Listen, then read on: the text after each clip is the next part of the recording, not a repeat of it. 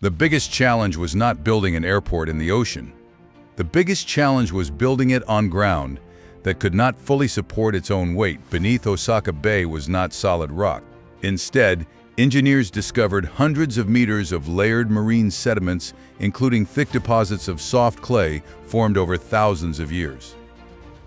When millions of tons of rock and soil were placed above these layers to create a new island, the pressure would force water out of the clay, causing the ground to slowly compress. For most projects, this would be a reason to stop. For Kansai Airport, engineers had to find a way to control the problem. Before the airport structures could rise, Japan began one of the largest ground improvement operations ever attempted on reclaimed land. Specialized construction vessels moved across the future airport site, installing thousands of vertical sand drains deep into the soft clay. These drains created pathways for trapped water to escape. As the water slowly moved upward, the clay beneath the island became denser and stronger, allowing engineers to accelerate the settlement process before the airport opened. The goal was not to prevent every millimeter of movement. That was impossible. The goal was to understand the movement, measure it, and design a system that could adapt. Across the enormous construction site, survey teams continuously monitored elevation changes, checking how different areas of the island responded under the increasing weight above. But engineers soon faced a deeper challenge. The upper layers of soft soil could be improved. The deeper geological layers, hundreds of meters below the seabed, were much harder to control. These ancient sediments would continue compressing slowly over decades. This meant Kansai Airport would never be a structure that was simply completed and forgotten. It would become a living engineering system requiring constant observation, adjustment, and maintenance. Inside the foundations of the airport terminal, engineers created systems that allowed sections of the structure to be adjusted as the island continued to settle.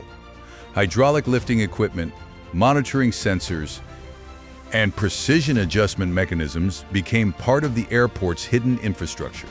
Above the surface, millions of passengers would walk through the terminal without noticing anything unusual. But beneath their feet, engineers were continuously working to keep the airport level with the changing ground below. Kansai International Airport was not built by defeating nature. It was built by accepting nature's movement and creating a way to live with it. But the ocean had not finished testing Japan's creation yet. Imagine building one of the world's busiest international airports not beside the ocean, but directly in the middle of it. Now imagine knowing, before construction even begins, that the ground beneath that airport will never truly stop sinking.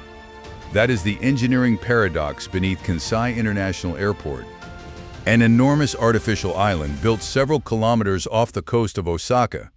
Its runways, terminals, roads, and foundations rest above layers of marine clay deposited beneath Osaka Bay over thousands of years. To understand why Japan accepted such an extraordinary challenge, we have to go back to the rapid growth of Osaka in the second half of the 20th century.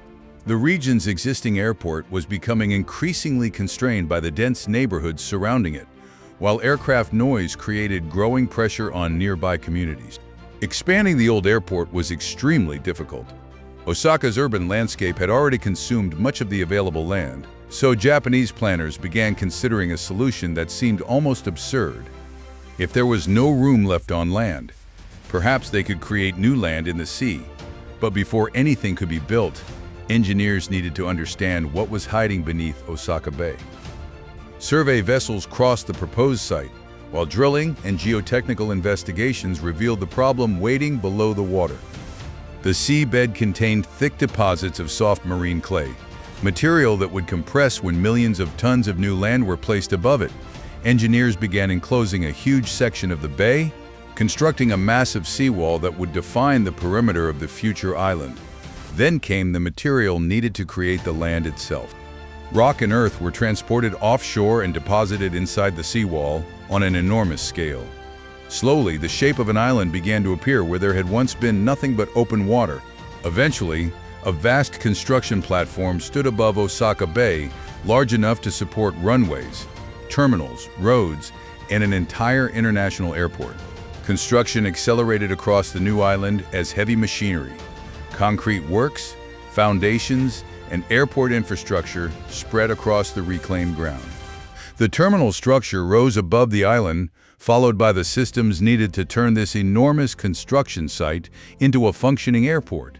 By 1994, Kansai International Airport was ready to open, and from above, the result looked almost impossible, a modern airport standing alone in the sea. But beneath the runways, engineers were watching something passengers could not see. The island was settling. As the enormous weight compressed the clay below, the ground continued moving downward, forcing engineers to monitor settlement with extraordinary precision. Kansai had conquered enough of the ocean to open an airport, but the battle with the ground beneath it had only begun. For most engineering projects, completion marks the end of construction. For Kansai International Airport, it marked the beginning of an entirely different challenge. The airport had proven that land could be created from the sea. Now it had to prove that it could survive the sea itself. Only a few months after construction was completed, Western Japan was struck by one of the most destructive earthquakes in modern history. In January 1995, the Great Hanshin earthquake devastated nearby Kobe and caused widespread destruction across the Kansai region. Many feared that an airport built on reclaimed land would suffer catastrophic damage. Instead, engineers witnessed something extraordinary. The island moved with the ground beneath it, but the airport's carefully designed foundations continued to perform as intended. Critical structures remained intact, and the airport demonstrated that modern seismic engineering could withstand forces once thought impossible, but nature was not finished. 3 years later, another test arrived from the Pacific Ocean. Powerful winds, towering waves, and relentless rains swept across Osaka Bay as a major typhoon struck the region. Unlike airports built inland, Kansai faced the full force of the open sea. Massive seawalls absorbed wave after wave, while engineers monitored every critical system around the clock. Inside the terminal, passengers remained protected as weather sensors, drainage systems, communication networks, and emergency procedures worked together exactly as designed. Above the surface, the airport continued operating. Below the surface, thousands of sensors quietly recorded every movement of the island beneath.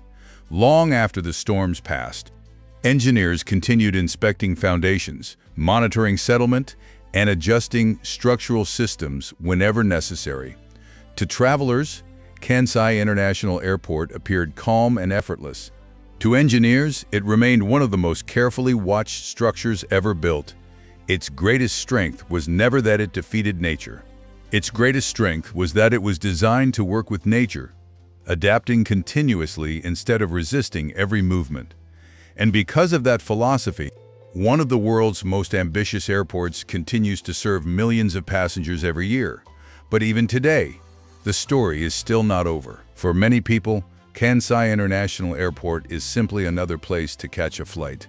Few passengers ever realize that the ground beneath them is still moving. Even today, the artificial island continues to settle, although much more slowly than during its early years. This was never considered a failure. It was part of the original engineering challenge. For decades, engineers have continued monitoring every important section of the island. Thousands of measurements are collected every day. Ground movement is analyzed. Structural supports are inspected. Critical systems are adjusted whenever necessary.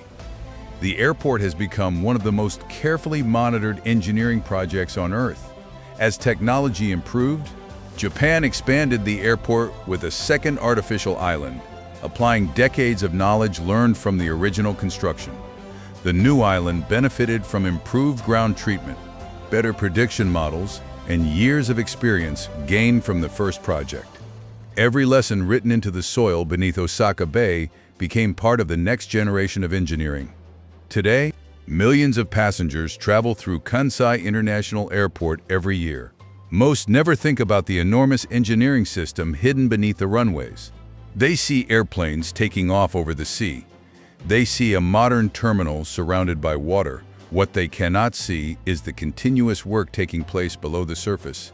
Engineers still inspect, still measure, still adapt, because Kansai International Airport was never designed to stand perfectly still. It was designed to survive by changing. Perhaps that is the greatest lesson this remarkable project has to offer. The most successful engineering does not always defeat nature. Sometimes it succeeds because it understands nature well enough to work with it. More than 3 decades after construction began, Kansai International Airport remains one of the world's greatest engineering achievements, not because it stopped the ground from moving, but because it proved that human ingenuity could keep moving with it.